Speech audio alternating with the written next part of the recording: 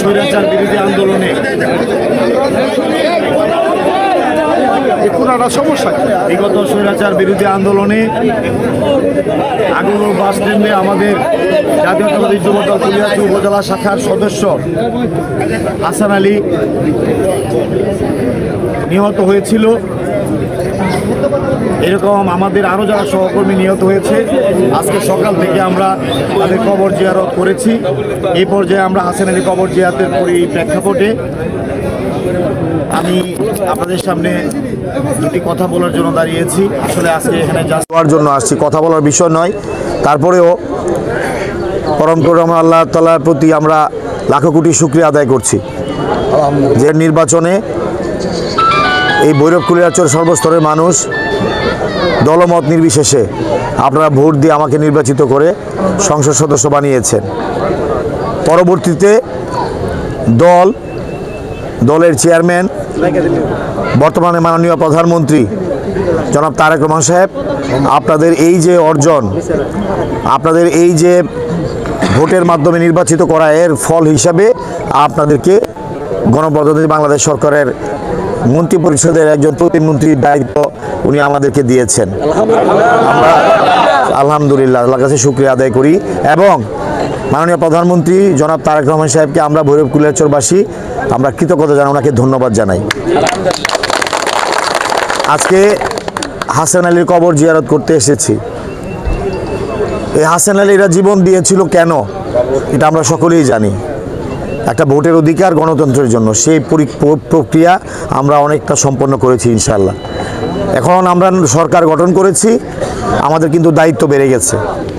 আমরা কিন্তু এখন সরকারি দল, আমরা নেতাকর্মী যারা এখানে উপস্থিত আছি, আমাদের কথাবার্তা, আচার আচরণ সব কিছু আমরা সরকারি দল, আমরা দায়িত্ব বেশি, মানুষের প্রত্যাশা আমাদের কাছে অনেক বেশি। সেই জায়গায় আমাদের খেয়াল রাখতে হবে। আমরা জনগণের পাশে থাকবো, জনগণের পাশে ছিলাম বিদায় ভোটের মাধ্যমে জনগণ আমাদেরকে নির্বাচিত করেছে। জনগণ মনে করছে যে এই জায়গাটা ভালো, এই জায়গাটা ভোট দিলে আমাদের অধিকার, আমাদের সম্মান, আমাদের ইজ্জত বাড়বে, তাই না? এই কারণে তো ভোট দিছে। তাহলে আমাদের দায়িত্ব হলো আমাদের এই জায়গাটা ধরে রাখা। তাহলে জনগণের যদি আমরা যোগাযোগ না রাখি, জনগণের কল্যাণে যদি আমরা কাজ না করি, জনগণ এই সমর্থনটা রাখবে আমাদের প্রতি? তাহলে দয়া করে আপনার কাছে অনুরোধ, আপনাদের আমাদের ভাই অনেক কষ্ট করে, অনেক সংগ্রাম, অনেক ত্যাগের বিনিময়ে হাসান আলী, বিল্লাল, রেফায়েত, আশিকের রক্তের বিনিময়ে আমরা এই জায়গায় আসতে পেরেছি। তাদের আত্মা তখনই শান্তি পাবে যদি আমরা সঠিকভাবে সেই কাজটা করতে পারি। তাহলে আপনাদের কাছে সবার অনুরোধ, আমার জন্য দোয়া করবেন। নতুন দায়িত্ব, আমি আপনারা জানেন যে আমার পাশে থাকে, অনেক বড় বড় দায়িত্ব ইনশাল্লাহ আমি অনেক সফলভাবে সম্পন্ন করার চেষ্টা করেছি অতীতে। এই কাজটুকু আমি সততার সহিত, ন্যায়ের সহিত ইনশাল্লাহ করবো, আশা করি আল্লাহ যদি বাঁচায় রাখে।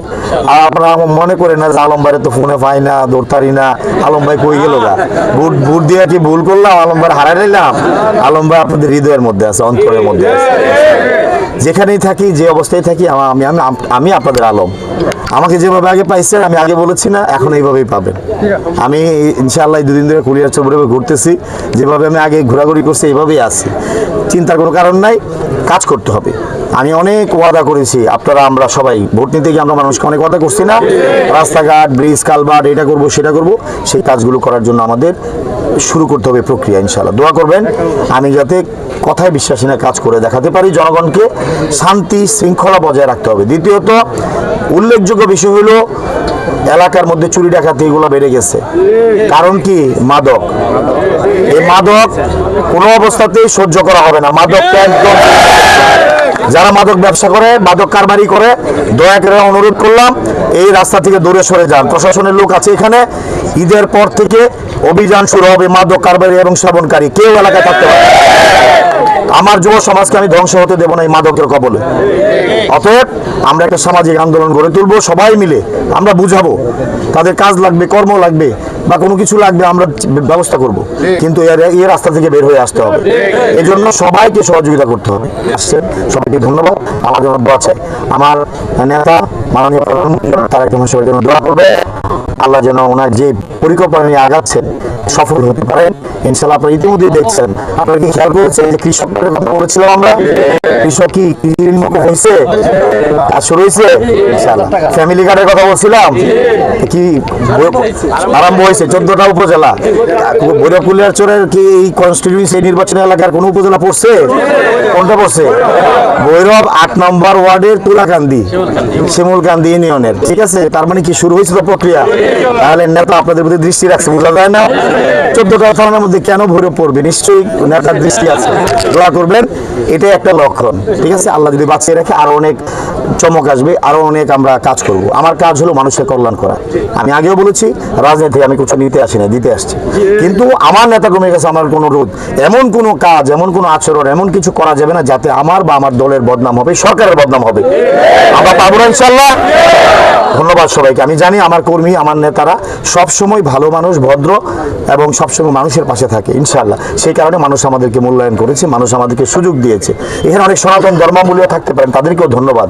আপনারা যে সহযোগিতা আমাদেরকে এবার করেছেন, অনেক মহিলা দলের নেত্রী আছেন, মা বোনেরা আছেন, তাদেরকেও আমি আপনাদের মাধ্যমে ধন্যবাদ জানাই। মুরব্বীরা, যুবক ভাইয়েরা, খেটে খাওয়া শ্রমজীবী মানুষ, কৃষক, শ্রমিক, রিক্সা চালক, অটো চালক, ফেরি করা, দিন আনে দিন খাই, এরকম অসংখ্য মানুষ না খেয়ে না পড়ে এই নির্বাচনে সহযোগিতা করেছেন, আপনারা ভোট দিয়েছেন। সবাইকে আমি ধন্যবাদ জানাই, কৃতজ্ঞতা জানাই। আল্লাহ আমাদেরকে এই সুযোগটা দিচ্ছে, আমরা